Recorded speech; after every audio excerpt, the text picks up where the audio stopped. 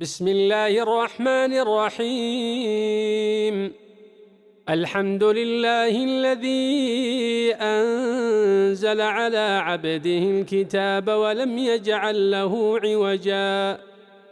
قيما لينذر بأسا شديدا من لدنه ويبشر المؤمنين الذين يعملون الصالحات أن لهم أجرا حسنا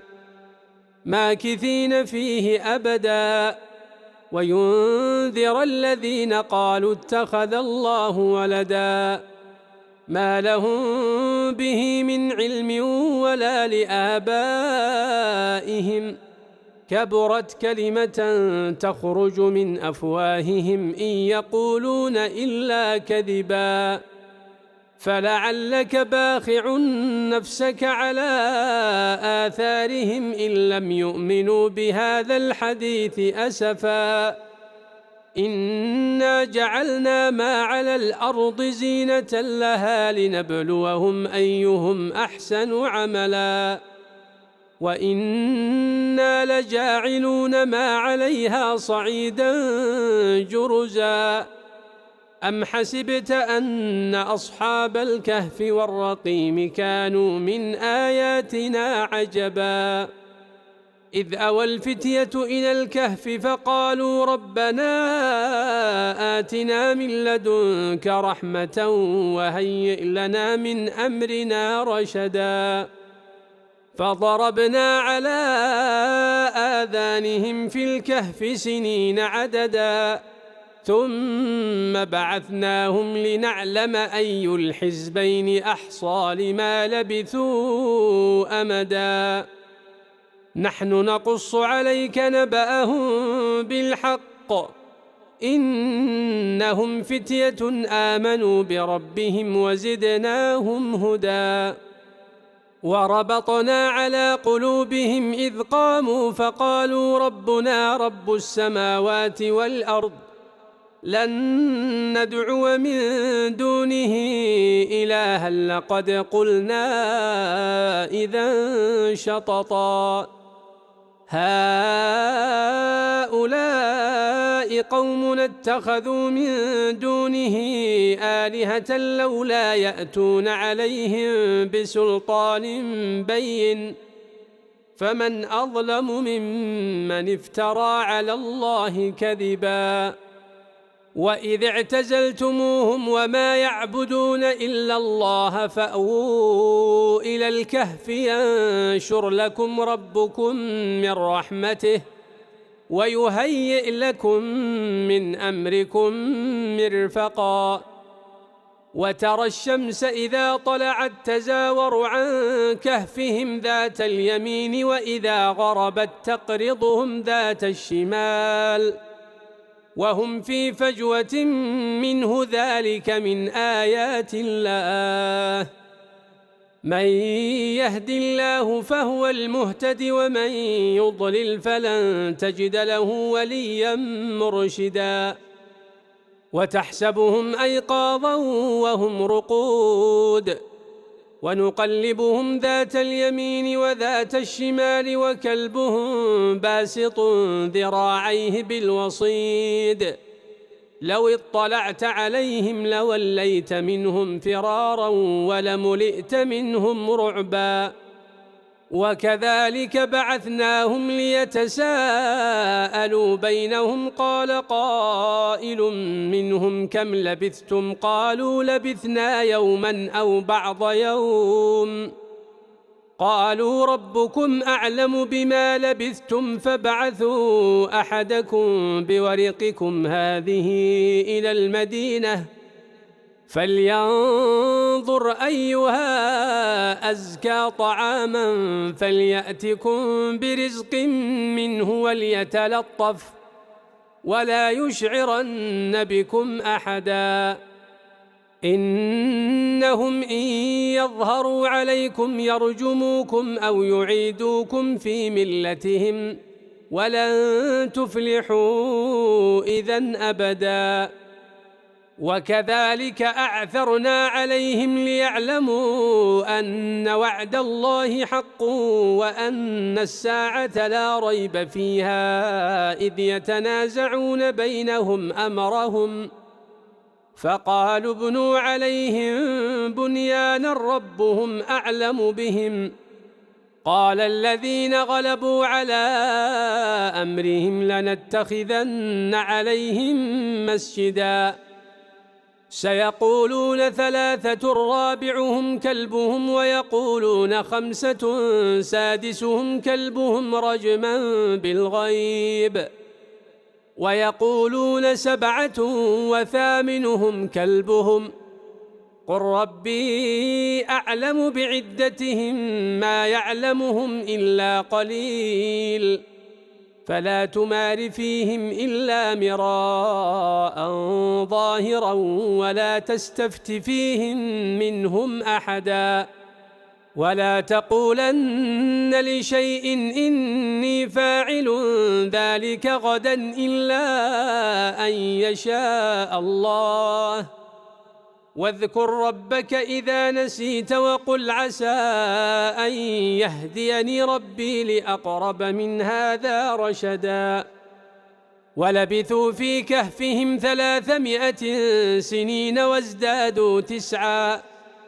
قل الله أعلم بما لبثوا له غيب السماوات والأرض أبصر به وأسمع ما لهم من دونه من ولي ولا يشرك في حكمه أحدا واتل ما أوحي إليك من كتاب ربك لا مبدل لكلماته ولن تجد من دونه ملتحدا واصبر نفسك مع الذين يدعون ربهم بالغداة والعشي يريدون وجهه ولا تعد عيناك عنهم تريد زينة الحياة الدنيا ولا تطع من أغفلنا قلبه عن ذكرنا واتبع هواه وكان أمره فرطا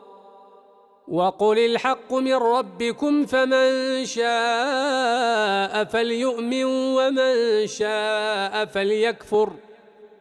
إنا أعتدنا للظالمين نارا أحاط بهم سرادقها وإن يستغيثوا يغاثوا بماء كالمهل يشوي الوجوه بئس الشراب وساءت مرتفقا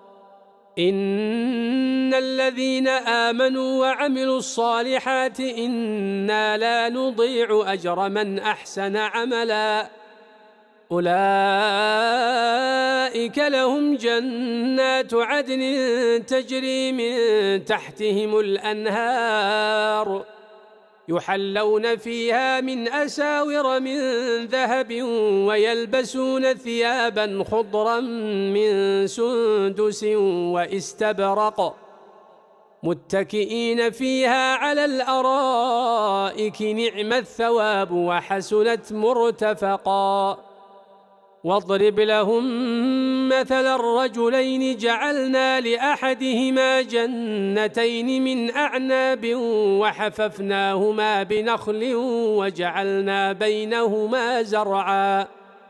كلتا الجنتين آتت أكلها ولم تظلم منه شيئا وفجرنا خلالهما نهرا وكان له ثمر فقال لصاحبه وهو يحاوره أنا أكثر منك مالا وأعز نفرا ودخل جنته وهو ظالم لنفسه قال ما أظن أن تبيد هذه أبدا وما أظن الساعة قائمة ولئن رددت إلى ربي لأجدن خيرا منها منقلبا قال له صاحبه وهو يحاوره: أكفرت بالذي خلقك من تراب ثم من نطفة ثم سواك رجلا لكن هو الله ربي ولا أشرك بربي أحدا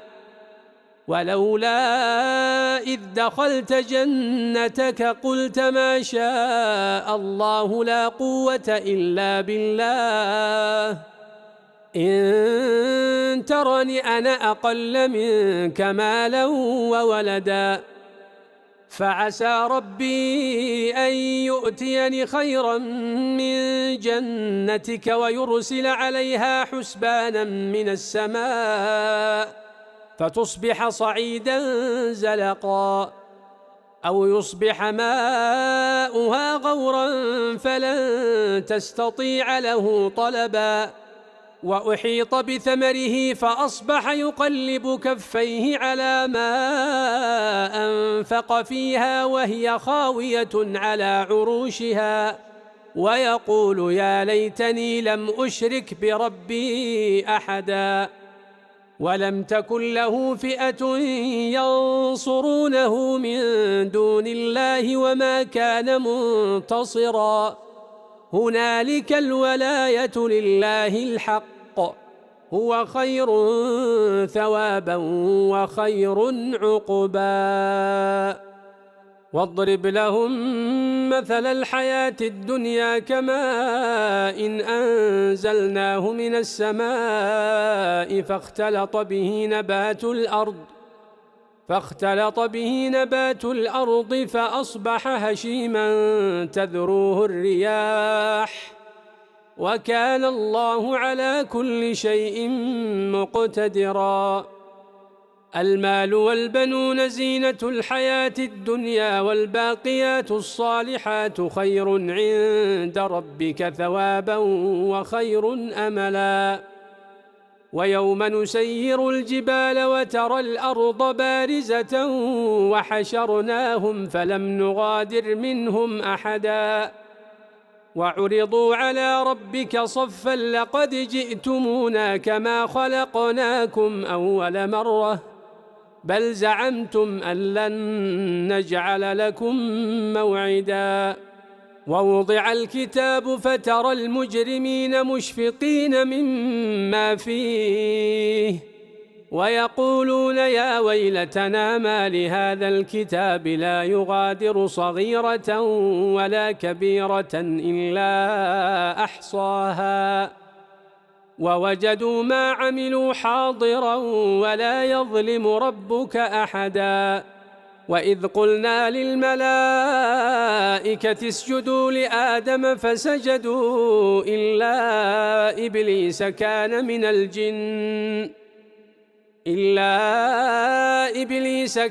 من الجن ففسق عن أمر ربه أفتتخذونه وذريته أولياء من دوني وهم لكم عدو بئس للظالمين بدلا ما أشهدتهم خلق السماوات والأرض ولا خلق أنفسهم وما كنت متخذ المضلين عضدا ويوم يقول نادوا شركائي الذين زعمتم فدعوهم فلم يستجيبوا لهم وجعلنا بينهم موبقا ورأى المجرمون النار فظنوا أنهم مواقعوها ولم يجدوا عنها مصرفا ولقد صرفنا في هذا القرآن للناس من كل مثل وكان الإنسان أكثر شيء جدلا وما منع الناس أن يؤمنوا إذ جاءهم الهدى ويستغفروا ربهم إلا أن تأتيهم سنة الأولين أو يأتيهم العذاب قبلا وما نرسل المرسلين إلا مبشرين ومنذرين ويجادل الذين كفروا بالباطل ليدحضوا به الحق واتخذوا آياتي وما أنذروا هزوا ومن أظلم ممن ذكر بآيات ربه فأعرض عنها ونسي ما قدمت يداه إنا جعلنا على قلوبهم أكنة أن يفقهوه وفي آذانهم وقرا وإن تدعهم إلى الهدى فلن يهتدوا إذن أبدا وربك الغفور ذو الرحمة لو يؤاخذهم بما كسبوا لعجل لهم العذاب بل لهم موعد لن يجدوا من دونه موئلا وتلك القرى أهلكناهم لما ظلموا وجعلنا لمهلكهم موعدا وإذ قال موسى لفتاه لا أبرح حتى أبلغ مجمع البحرين أو أمضي حقبا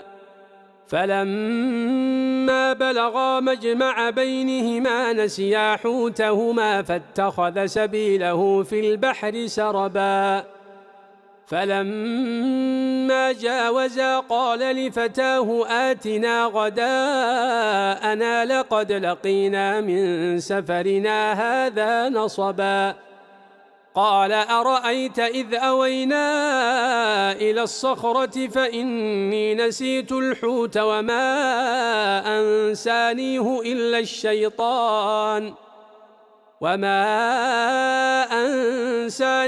إلا الشيطان أن أذكره واتخذ سبيله في البحر عجبا قال ذلك ما كنا نبغي فارتدا على آثارهما قصصا فوجدا عبدا من عبادنا آتيناه رحمة من عندنا وعلمناه من لدنا علما قال له موسى هل أتبعك على أن تعلمني مما علمت رشدا قال إنك لن تستطيع معي صبرا وكيف تصبر على ما لم تحط به خبرا قال ستجدني إن شاء الله صابرا ولا أعصي لك أمرا قال فإن اتبعتني فلا تسألني عن شيء حتى أحدث لك منه ذكرا فانطلقا حتى إذا ركبا في السفينة خرقها قال أخرقتها لتغرق أهلها لقد جئت شيئا إمرا قال ألم أقل إنك لن تستطيع معي صبرا قال لا تؤاخذني بما نسيت ولا ترهقني من أمري عسرا فانطلقا حتى إذا لقيا غلاما فقتله قال أقتلت نفسا زكية بغير نفس لقد جئت شيئا نكرا قال ألم أقل لك إنك لن تستطيع معي صبرا قال إن سألتك عن شيء بعدها فلا تصاحبني قد بلغت من لدني عذرا فانطلقا حتى إذا أتيا أهل قرية استطعما أهلها فأبوا أن يضيفوهما فوجدا فيها جدارا يريد أن ينقض فأقامه قال لو شئت لاتخذت عليه أجرا قال هذا فراق بيني وبينك سأنبئك بتأويل ما لم تستطع عليه صبرا أما السفينة فكانت لمساكين يعملون في البحر فأردت أن أعيبها وكان وراءهم ملك يأخذ كل سفينة غصبا. وأما الغلام فكان أبواه مؤمنين فخشينا أن يرهقهما طغيانا وكفرا فأردنا أن يبدلهما ربهما خيرا منه زكاة وأقرب رحما. وأما الجدار فكان لغلامين يتيمين في المدينة وكان تحته كنز لهما وكان أبوهما صالحا فأراد ربك أن يبلغا أشدهما ويستخرجا كنزهما رحمة من ربك وما فعلته عن أمري ذلك تأويل ما لم تستطع عليه صبرا. ويسألونك عن ذي القرنين قل سأتلو عليكم منه ذكرا. إنا مكنا له في الأرض وآتيناه من كل شيء سببا فأتبع سببا حتى إذا بلغ مغرب الشمس وجدها تغرب في عين حمئة ووجد عندها قوما قلنا يا ذا القرنين إما أن تعذب وإما أن تتخذ فيهم حسنا. قال أما من ظلم فسوف نعذبه ثم يرد إلى ربه فيعذبه عذابا نكرا. وأما من آمن وعمل صالحا فله جزاء الحسنى وسنقول له من أمرنا يسرا. ثم أتبع سببا حتى إذا بلغ مطلع الشمس وجدها تطلع على قوم لم نجعل لهم من دونها سترا. كذلك وقد أحطنا بما لديه خبرا. ثم أتبع سببا حتى إذا بلغ بين السدين وجد من دونهما قوما لا يكادون يفقهون قولا. قالوا يا ذا القرنين إن يأجوج ومأجوج مفسدون في الأرض فهل نجعل لك خرجا على أن تجعل بيننا وبينهم سدا. قال ما مكني فيه ربي خير فأعينوني بقوة أجعل بينكم وبينهم ردما. آتوني زبر الحديد حتى إذا ساوى بين الصدفين قال انفخوا حتى إذا جعله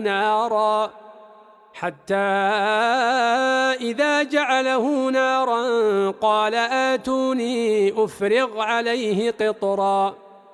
فما استطاعوا أن يظهروه وما استطاعوا له نقبا. قال هذا رحمة من ربي فإذا جاء وعد ربي جعله دكاء وكان وعد ربي حقا. وتركنا بعضهم يومئذ يموج في بعض ونفخ في الصور فجمعناهم جمعا. وعرضنا جهنم يومئذ للكافرين عرضا. الذين كانت أعينهم في غطاء عن ذكري وكانوا لا يستطيعون سمعا. أفحسب الذين كفروا أن يتخذوا عبادي من دوني أولياء إنا أعتدنا جهنم للكافرين نزلا. قل هل ننبئكم بالأخسرين أعمالا الذين ضل سعيهم في الحياة الدنيا وهم يحسبون أنهم يحسنون صنعا أولئك الذين كفروا بآيات ربهم ولقائه فحبطت أعمالهم فلا نقيم لهم يوم القيامة وزنا ذلك جزاؤهم جهنم بما كفروا واتخذوا آياتي ورسلي هزوا إن الذين آمنوا وعملوا الصالحات كانت لهم جنات الفردوس نزلا خالدين فيها لا يبغون عنها حولا قل لو كان البحر مدادا لكلمات ربي لنفد البحر قبل أن تنفد كلمات ربي ولو جئنا بمثله مددا قل إنما أنا بشر مثلكم يوحى إلي أنما إلهكم إله واحد فمن كان يرجو لقاء ربه فليعمل عملا صالحا ولا يشرك بعبادة ربه أحدا بسم الله الرحمن الرحيم ياسين والقرآن الحكيم إنك لمن المرسلين على صراط مستقيم تنزيل العزيز الرحيم لتنذر قوما ما أنذر آباؤهم فهم غافلون لقد حق القول على أكثرهم فهم لا يؤمنون إنا جعلنا في أعناقهم أغلالا فهي إلى الأذقان فهم مقمحون وجعلنا من بين أيديهم سدا ومن خلفهم سدا فأغشيناهم فهم لا يبصرون وسواء عليهم أأنذرتهم أم لم تنذرهم لا يؤمنون إنما تنذر من اتبع الذكر وخشي الرحمن بالغيب فبشره بمغفرة وأجر كريم إنا نحن نحيي الموتى ونكتب ما قدموا وآثارهم وكل شيء أحصيناه في إمام مبين واضرب لهم مثلا أصحاب القرية إذ جاءها المرسلون إذ أرسلنا إليهم 2 فكذبوهما فعززنا ب3 فقالوا إنا إليكم مرسلون قالوا ما أنتم إلا بشر مثلنا وما أنزل الرحمن من شيء إن أنتم إلا تكذبون قالوا ربنا يعلم إنا إليكم لمرسلون وما علينا إلا البلاغ المبين قالوا إنا تطيرنا بكم لئن لم تنتهوا لنرجمنكم وليمسنكم منا عذاب أليم قالوا طائركم معكم أئن ذكرتم بل أنتم قوم مسرفون وجاء من أقصى المدينة رجل يسعى قال يا قوم اتبعوا المرسلين اتبعوا من لا يسألكم أجرا وهم مهتدون وما لي لا أعبد الذي فطرني وإليه ترجعون أأتخذ من دونه آلهة إن يردني الرحمن بضر لا تغن عني شفاعتهم شيئا ولا ينقذون إني إذا لفي ضلال مبين إني آمنت بربكم فاسمعون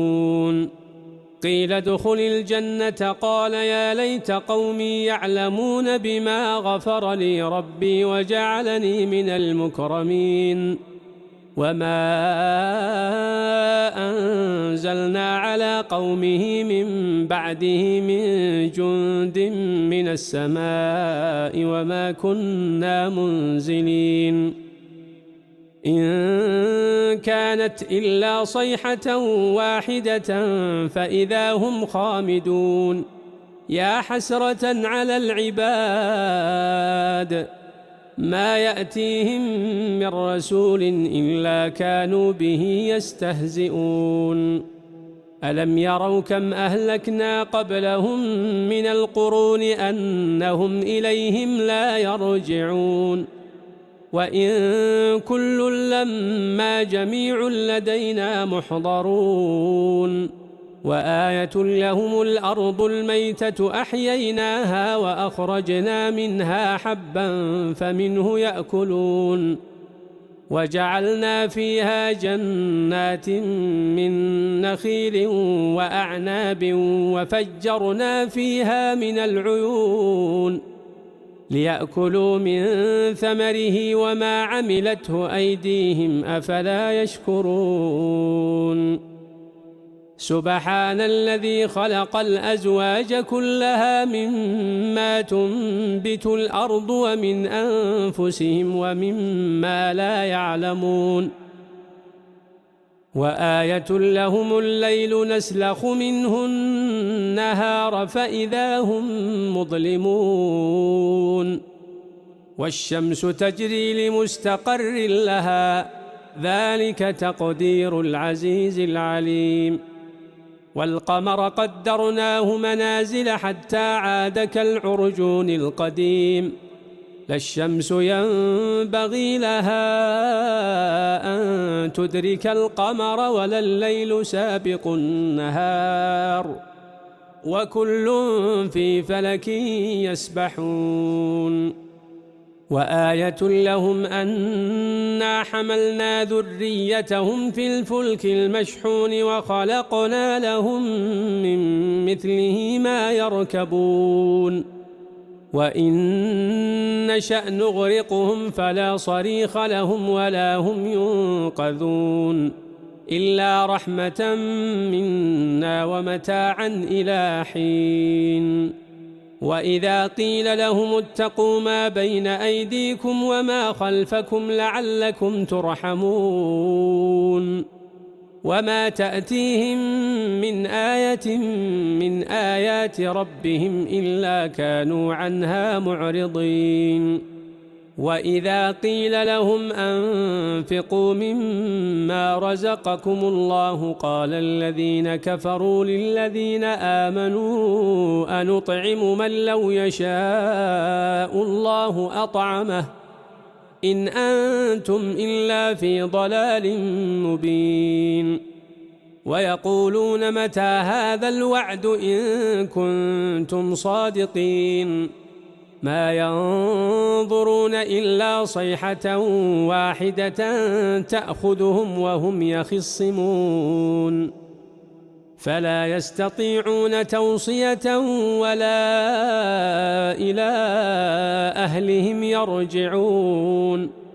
ونفخ في الصور فإذا هم من الأجداث إلى ربهم ينسلون قالوا يا ويلنا من بعثنا من مرقدنا هذا ما وعد الرحمن وصدق المرسلون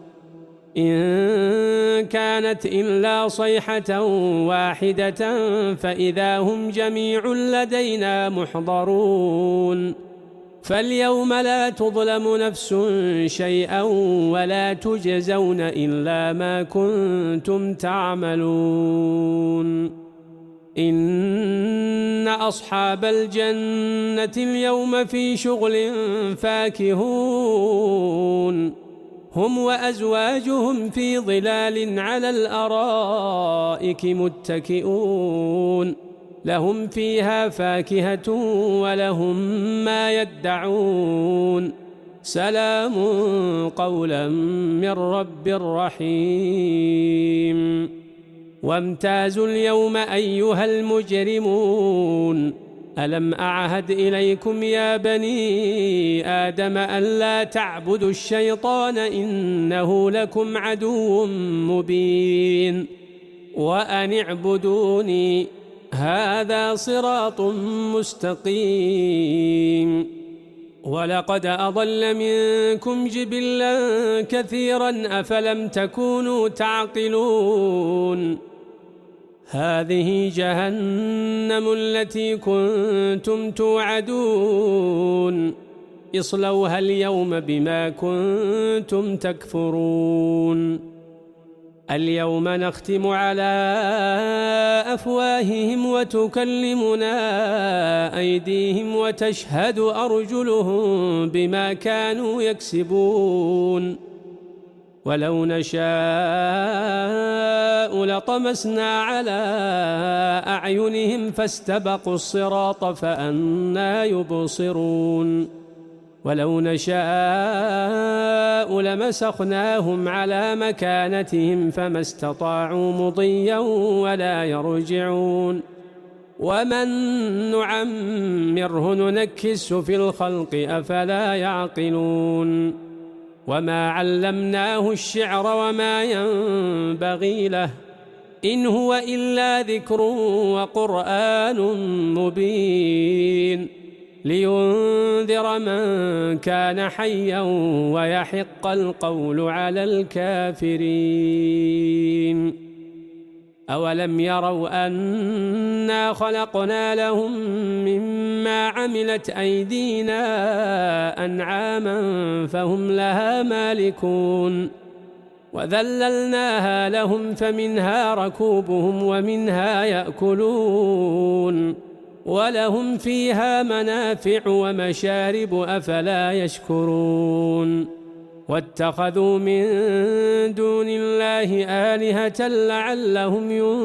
ينصرون لا يستطيعون نصرهم وهم لهم جند محضرون فلا يحزنك قولهم إنا نعلم ما يسرون وما يعلنون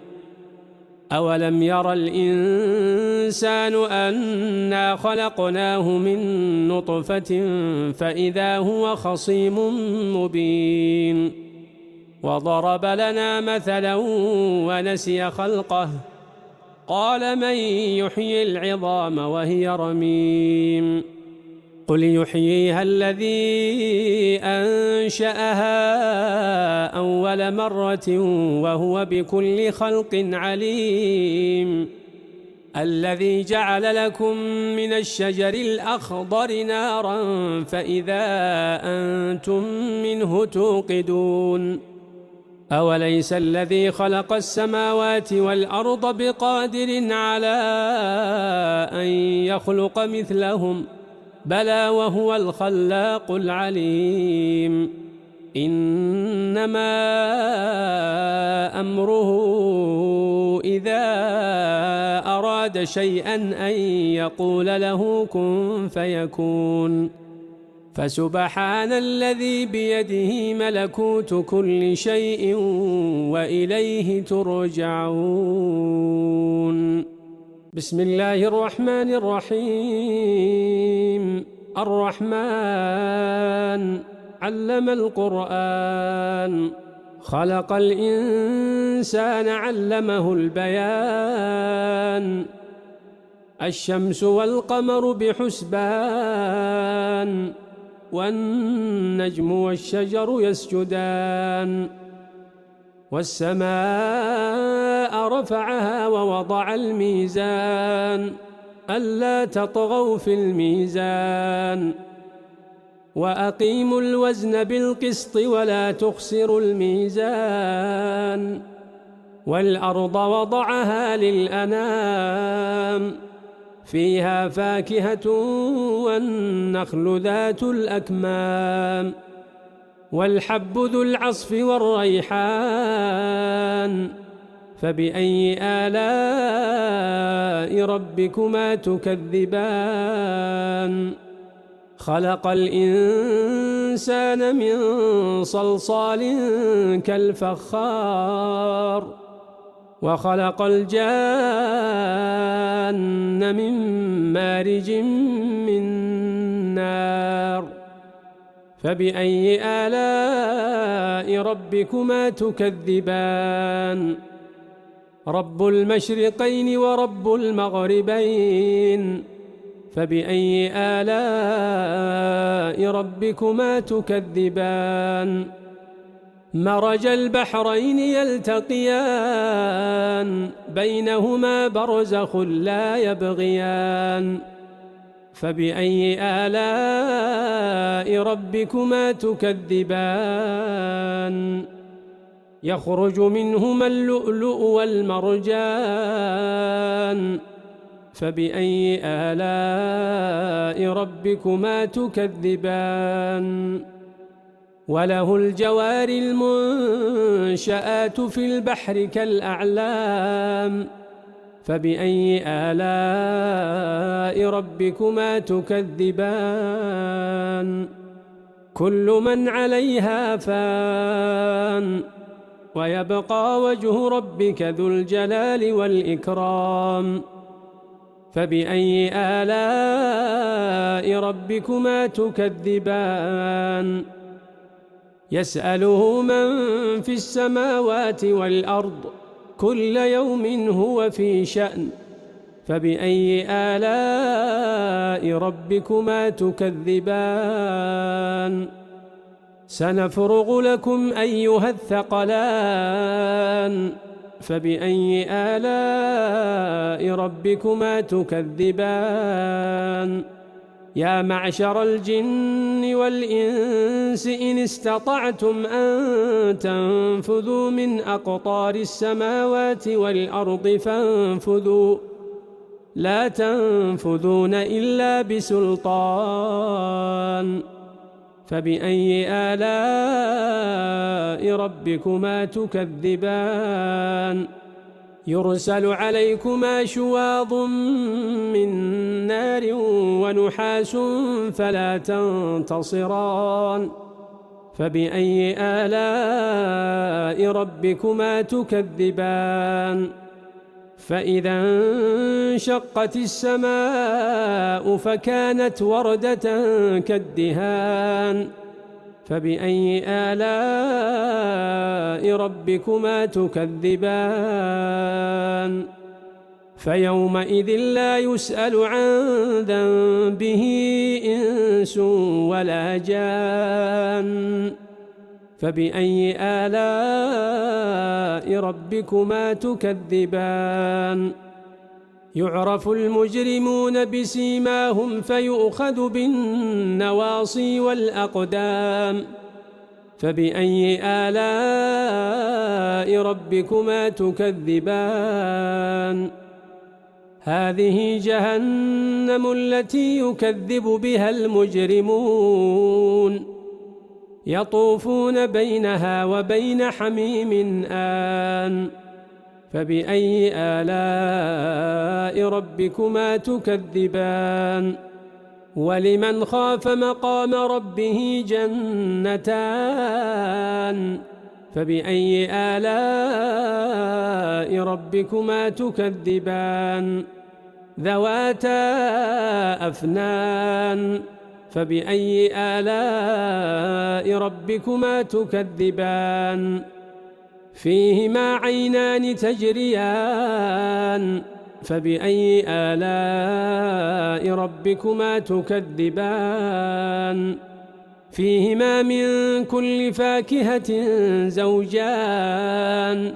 فبأي آلاء ربكما تكذبان متكئين على فرش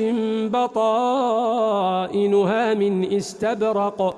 وجنى الجنتين دان فبأي آلاء ربكما تكذبان فيهن قاصرات الطرف لم يطمثهن إنس قبلهم ولا جان فبأي آلاء ربكما تكذبان كأنهن الياقوت والمرجان فبأي آلاء ربكما تكذبان هل جزاء الإحسان إلا الإحسان فبأي آلاء ربكما تكذبان ومن دونهما جنتان فبأي آلاء ربكما تكذبان مدهامتان فبأي آلاء ربكما تكذبان فيهما عينان نضاختان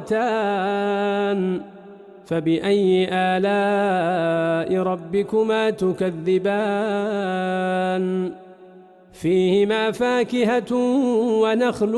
ورمان فبأي آلاء ربكما تكذبان فيهن خيرات حسان فبأي آلاء ربكما تكذبان حور مقصورات في الخيام فبأي آلاء ربكما تكذبان لم يطمثهن إنس قبلهم ولا جان فبأي آلاء ربكما تكذبان متكئين على رفرف خضر وعبقري حسان فبأي آلاء ربكما تكذبان تبارك اسم ربك ذي الجلال والإكرام بسم الله الرحمن الرحيم إذا وقعت الواقعة ليس لوقعتها كاذبة خافضة رافعة إذا رجت الأرض رجا وبست الجبال بسا فكانت هباء منبثا وكنتم أزواجا ثلاثة فأصحاب الميمنة ما أصحاب الميمنة وأصحاب المشأمة ما أصحاب المشأمة والسابقون السابقون أولئك المقربون في جنات النعيم ثلة من الأولين وقليل من الآخرين على سرر موضونة متكئين عليها متقابلين يطوف عليهم ولدان مخلدون بأكواب وأباريق وكأس من معين لا يصدعون عنها ولا ينزفون وفاكهة مما يتخيرون ولحم طير مما يشتهون وحور عين كأمثال اللؤلؤ المكنون جزاء بما كانوا يعملون لا يسمعون فيها لغوا ولا تأثيما إلا قيلا سلاما سلاما وأصحاب اليمين ما أصحاب اليمين في سدر مخضود وطلح منضود وظل ممدود وماء مسكوب وفاكهة كثيرة لا مقطوعة ولا ممنوعة وفرش مرفوعة إنا أنشأناهن إنشاء فجعلناهن أبكارا عربا أترابا لأصحاب اليمين ثلة من الأولين وثلة من الآخرين وأصحاب الشمال ما أصحاب الشمال في سموم وحميم وظل من يحموم لا بارد ولا كريم إنهم كانوا قبل ذلك مترفين وكانوا يصرون على الحنث العظيم وكانوا يقولون أئذا متنا وكنا ترابا وعظاما أئنا لمبعوثون أو آباؤنا الأولون قل إن الأولين والآخرين لمجموعون إلى ميقات يوم معلوم ثم إنكم أيها الضالون المكذبون لآكلون من شجر من زقوم فمالئون منها البطون فشاربون عليه من الحميم فشاربون شرب الهيم هذا نزلهم يوم الدين نحن خلقناكم فلولا تصدقون أفرأيتم ما تمنون أأنتم تخلقونه أم نحن الخالقون نحن قدرنا بينكم الموت وما نحن بمسبوقين على أن نبدل أمثالكم وننشئكم فيما لا تعلمون ولقد علمتم النشأة الأولى فلولا تذكرون أفرأيتم ما تحرثون أأنتم تزرعونه أم نحن الزارعون لو نشاء لجعلناه حطاما فظلتم تفكهون إنا لمغرمون بل نحن محرومون أفرأيتم الماء الذي تشربون أأنتم أنزلتموه من المزن أم نحن المنزلون لو نشاء جعلناه أجاجا فلولا تشكرون أفرأيتم النار التي تورون أأنتم أنشأتم شجرتها أم نحن المنشئون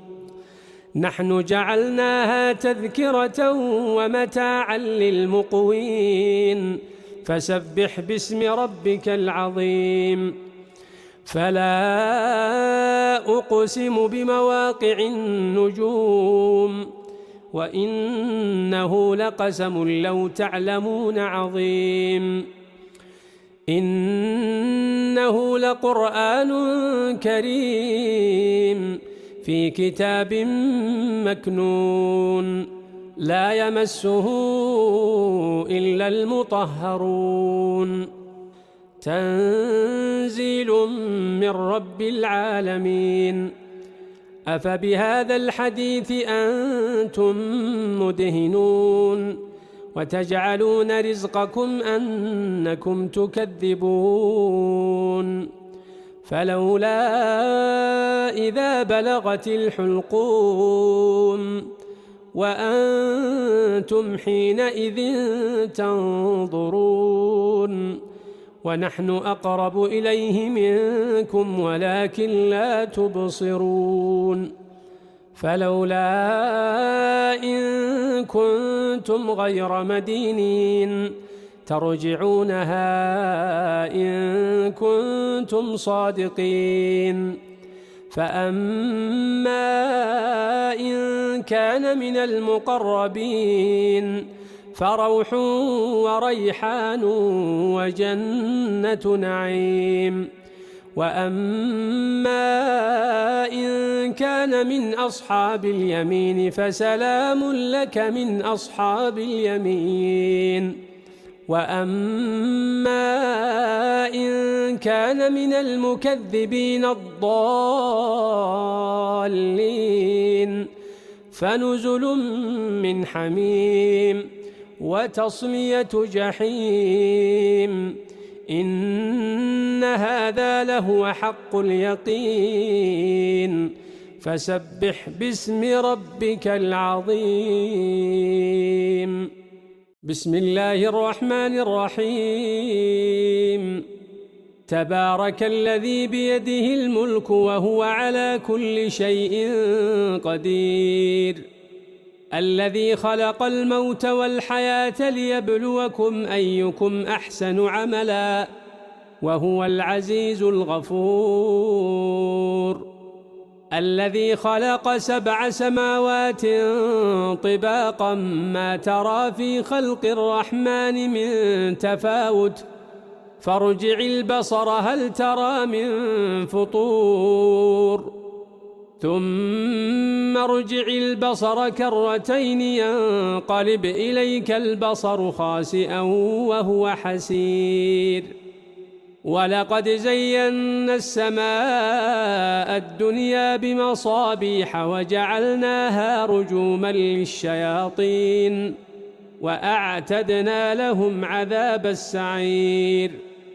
وللذين كفروا بربهم عذاب جهنم وبئس المصير. إذا ألقوا فيها سمعوا لها شهيقا وهي تفور تكاد تميز من الغيظ، كلما ألقي فيها فوج سألهم خزنتها ألم يأتكم نذير؟ قالوا بلى قد جاءنا نذير فكذبنا وقلنا ما نزل الله من شيء إن أنتم إلا في ضلال كبير. وقالوا لو كنا نسمع أو نعقل ما كنا في أصحاب السعير. فاعترفوا بذنبهم فسحقا لأصحاب السعير. إن الذين يخشون ربهم بالغيب لهم مغفرة وأجر كبير. وأسروا قولكم أو اجهروا به إنه عليم بذات الصدور. ألا يعلم من خلق وهو اللطيف الخبير. هو الذي جعل لكم الأرض ذلولا فامشوا في مناكبها وكلوا من رزقه وإليه النشور. أأمنتم من في السماء أن يخسف بكم الأرض فإذا هي تمور أم أمنتم من في السماء أن يرسل عليكم حاصبا فستعلمون كيف نذير.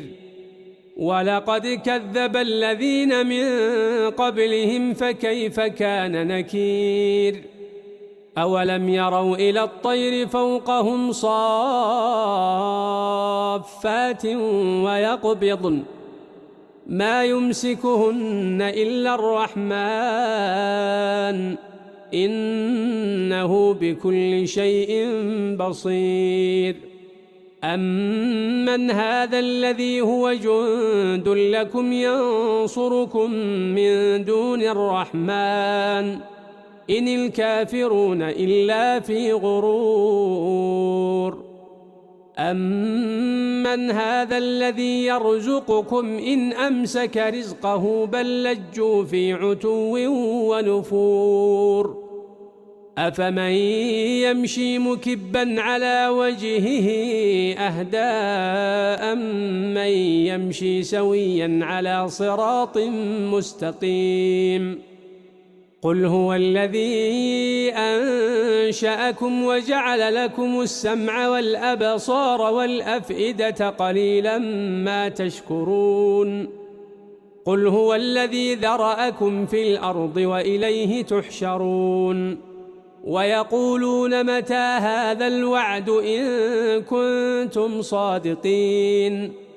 قُلْ إِنَّمَا الْعِلْمُ عِندَ اللَّهِ وَإِنَّمَا أَنَا نَذِيرٌ مُّبِينٌ فَلَمَّا رَأَوْهُ زُلْفَةً سِيئَتْ وُجُوهُ الَّذِينَ كَفَرُوا وَقِيلَ هَٰذَا الَّذِي كُنتُم بِهِ تَدَّعُونَ قُلْ أَرَأَيْتُمْ إِنْ أَهْلَكَنِيَ اللَّهُ وَمَن مَّعِيَ أَوْ رَحِمَنَا فَمَن يُجِيرُ الْكَافِرِينَ مِنْ عَذَابٍ أَلِيمٍ قُلْ هُوَ الرَّحْمَٰنُ آمَنَّا بِهِ وَعَلَيْهِ تَوَكَّلْنَا